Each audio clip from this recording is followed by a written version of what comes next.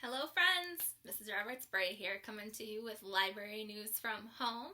We are talking about and celebrating Children's Book Week this week. It is a worldwide event where we are able to celebrate all things wonderful in children's literature and the amazing impact it has had and continues to have on our world today. The books that I have on display behind me are some of my favorite books from when I was a child and I was growing up. Some of my books that I love to read. I'm also going to talk about some more of my books that I love to read today and that I was read when I was growing up. But first, I want to talk to you about what I'm reading right now.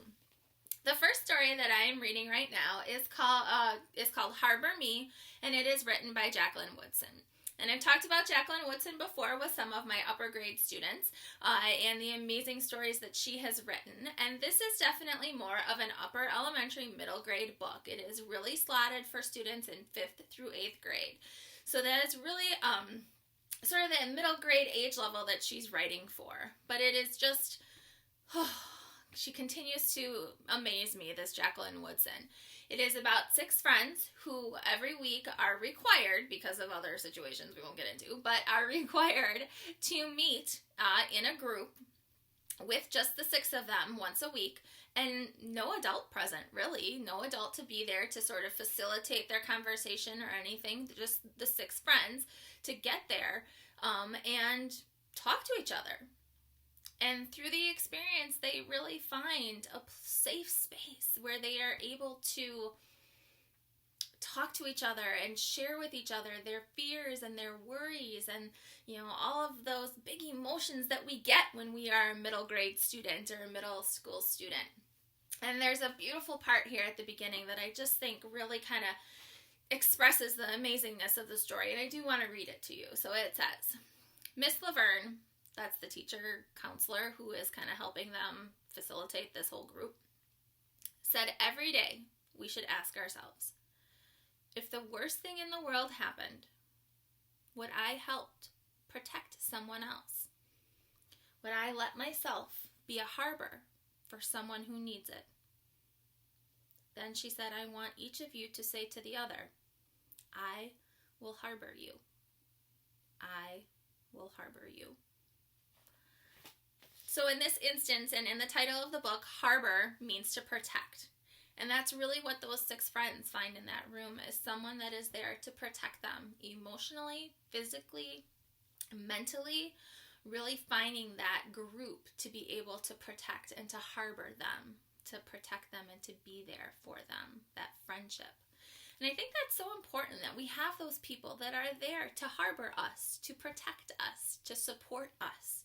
It's always so important to make sure that we have those people. And so continuing to love this story, as I love everything, of course, Jacqueline Woodson, but really getting to know these 6 characters and really finding out, what makes them tick and what makes them connect with each other.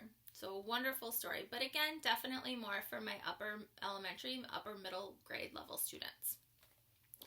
For my lower level elementary students, what I'm also reading at home right now with my daughter is Frog and Toad. This is the story Days with Frog and Toad, and again, it's written by Arnold Lobel. And I think I talked about this last time because it was the 50th anniversary of Frog and Toad, and we are still continuing to read this. And actually, we found another book by Frog and Toad here at home, and so we're super excited to continue to get to know Frog and Toad as characters, and they're fun. But as I said, it is Children's Book Week this week, and so I have some wonderful things as I reminisce or think back a little bit about when I was a child and some of the books that I love to read. One of my favorite stories when I was growing up was The Pain and the Great One by Judy Blume. And I just loved Judy Blume as an author. She's written other sort of picture books like this, some early reader chapter books, and then also some middle grade chapter books as we continue on. But I love this story because it is about a sister and a younger brother. And I have a younger brother, and I, of course, was the great one. And he, of course, was the pain. And so it was so much fun to be able to connect with the characters in this story, because she, of course, has no patience for him, and he really just wants to be with her and wants to spend time with her because she's super cool, of course, as the great one always is. And it's kind of about that brother-sister relationship, and I could totally connect to that as I was growing up. So I love this story. This is one of my favorites. Another one that I loved to read when I was growing up is Where the Wild Things Are. Story and pictures by Marie Sendick. And of course, we notice right here, it has our Caldecott medal winner because it was a medal winner.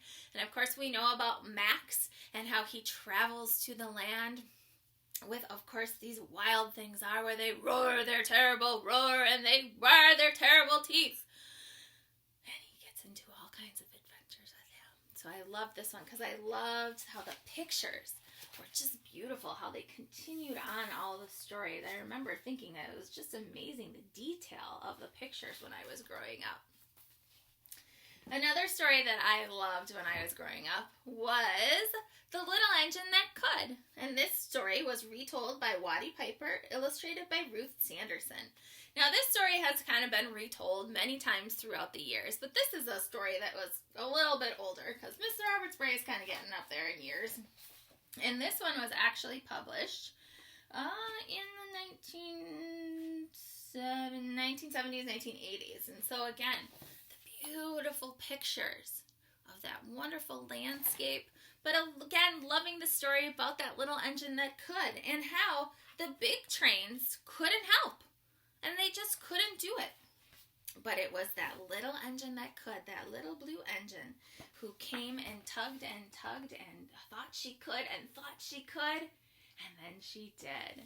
So I love, obviously, that message of overcoming that story, overcoming those challenges, and making sure that having that confidence and having really someone believe in you, but also believing in yourself. So wonderful message from that story, of course. And the last one I have for you, one of my favorite ones, I'm actually going to hold on to that one because I'm going to do this one as my read aloud today. So I'm going to hold on to that one that's sitting right here next to me. But I do want to talk about some of the amazing resources online for Children's Book Week. So Mrs. Roberts-Bray has put together something called a choice board.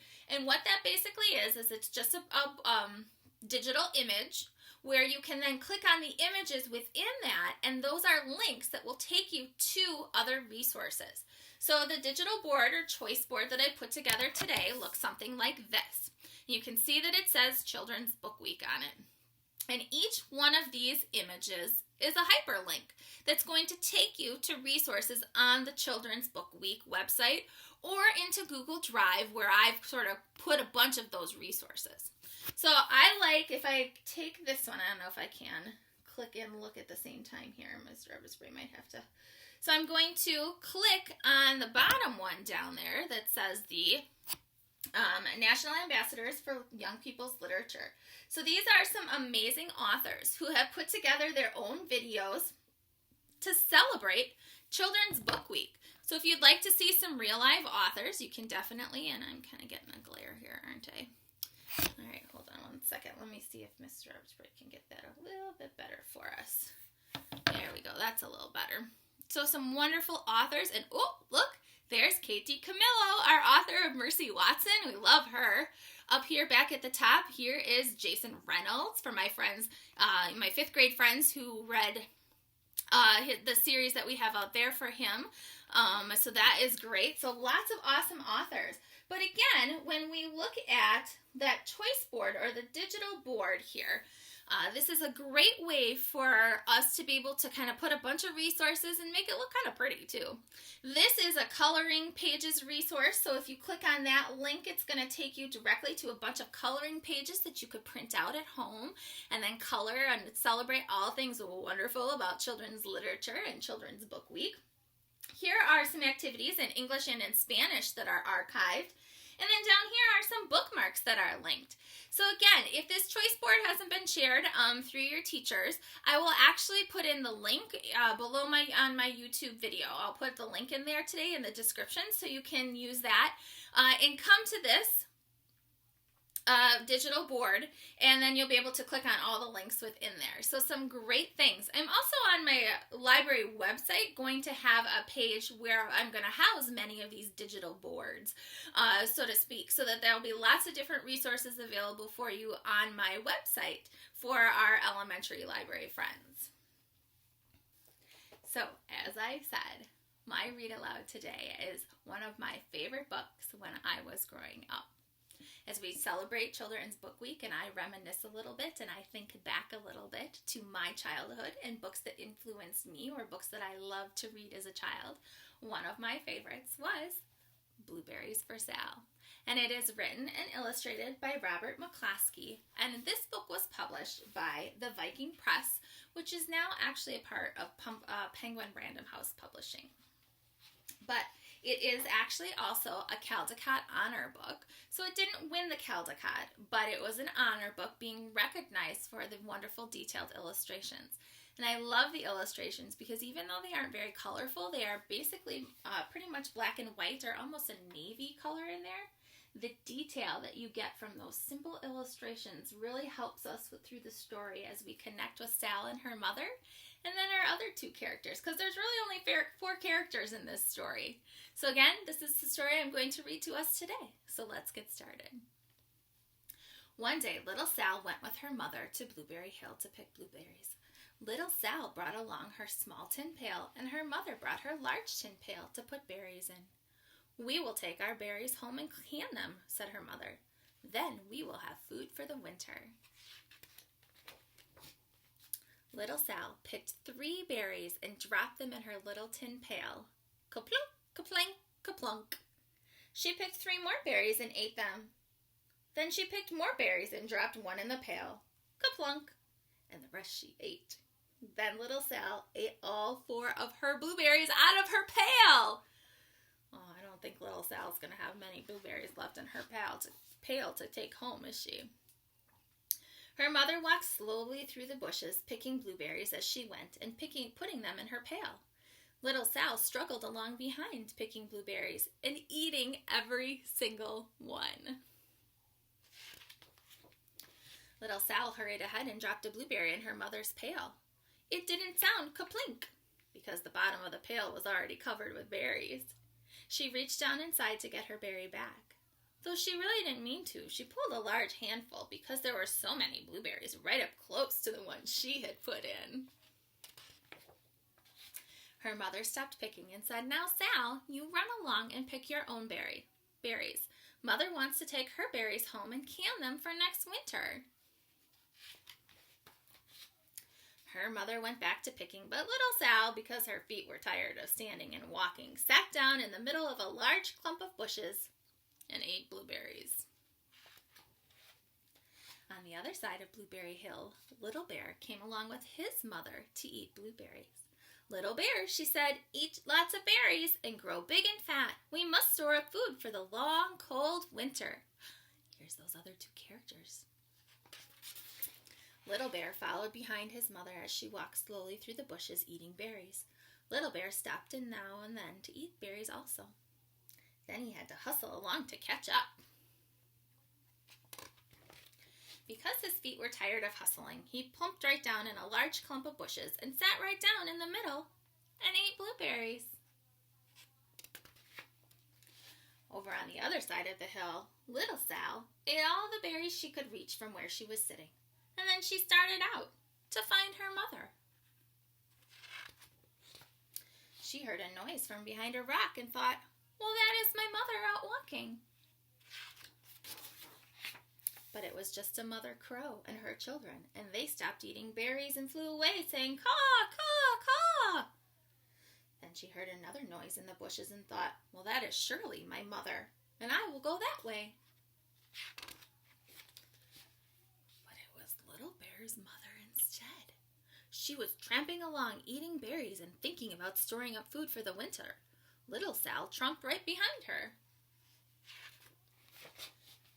Well, by this time, Little Bear had eaten all the berries he could reach without moving from his clump of bushes. Then he hustled off to catch up with his mother. He hunted and hunted, but his mother was nowhere to be seen. He heard a noise from over the stump and thought, "Well, that is my mother walking along." But it was a mother partridge and her children. They stopped eating berries and hurried away. Then he heard a noise in the bushes and thought, "Well, that is surely my mother. I will hustle that way." But it was little Sal's mother instead. She was walking along picking up berries and thinking about canning them for next winter. Little Bear hustled right along behind. Oh no, Little Bear is with Sal's mother and Sal is with Little Bear's mother. Little Bear and Sal's mother. And Sal's mother and Little Bear and Sal were all mixed up with each other among the blueberries on Blueberry Hill. There's little Sal with Little Bear's mother, and there's Little Bear with Sal's mother. Uh-oh. Little Bear's mother heard Sal walking along behind and thought it was Little Bear, and she said, "Little Bear, munch, munch, eat all you, gulp, gulp, can possibly hold, gulp." Little Sal said nothing. She just picked 3 berries and dropped them, ka-plink, ka-plank, ka-plunk, in her small tin pail. Little Bear's mother turned around to see what on earth could make a noise like ka-plunk. She cried, choking on a mouthful of berries. "This is not my child. Where is Little Bear?" She took one good look and backed away. She was old enough to be shy of people, even a very small person like little Sal. Then she turned around and walked off very fast to hunt for Little Bear. Little Sal's mother heard Little Bear tramping along behind her and thought it was little Sal, so she kept right on picking and thinking about canning her berries for winter. Little Bear padded up and peeked inside of her pail.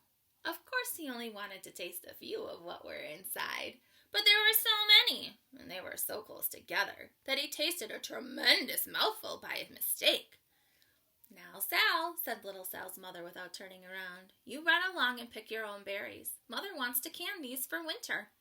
Little Bear tasted another tremendous mouthful and almost spilled the entire pail of blueberries. Little Sal's mother turned around and gasped, "Oh, my goodness, you are not little Sal. Where is my child?" Little Bear just sat munching and swallowing and licking his lips. Little Sal's mother slowly backed away. She was old enough to be shy of bears, even very small bears like Little Bear. Then she turned and walked away quickly to look for Sal. She hadn't gone very far before she heard the kerplink, kerplank, kerplunk. She knew just what made that kind of noise. Little Bear's mother had not hunted very long before she heard a rustling sound that stopped now and then to munch and swallow. She knew just what made that kind of noise. Little Bear and his mother went home down one side of the hill on Blueberry Hill, eating blueberries all the way and full of food stored up for next winter. And little Sal and her mother went down the other side of Blueberry Hill, picking blueberries all the way, and drove home with food to can for next winter. A whole pail of blueberries and 3 more besides. And then I love the back of this book because then you have, there is little Sal canning blueberries with her mother. So again, I love this story because I think it's such a timeless story that continues on even though it was written quite a long time even before Mrs. Roberts-Bray was born. It was published quite a ways before that. But it continues to stand the test of time because now I read this story to my daughter. And there's nothing she loves more when the blueberries come in. We read Blueberries for Sal and we go to our family's house and we go and pick blueberries with them. And it is a wonderful experience connected through books. So as we celebrate Children's Book Week this week and we celebrate Mrs. Roberts-Bray's favorite books from when she was a child, we'll also take some time maybe later in this week to celebrate some other teachers and some other staff members' favorite books from when they were growing up. I can't wait to continue to share all of those wonderful ideas and book titles with you as we celebrate our love for literacy together. Stay safe, everyone. We'll see you soon.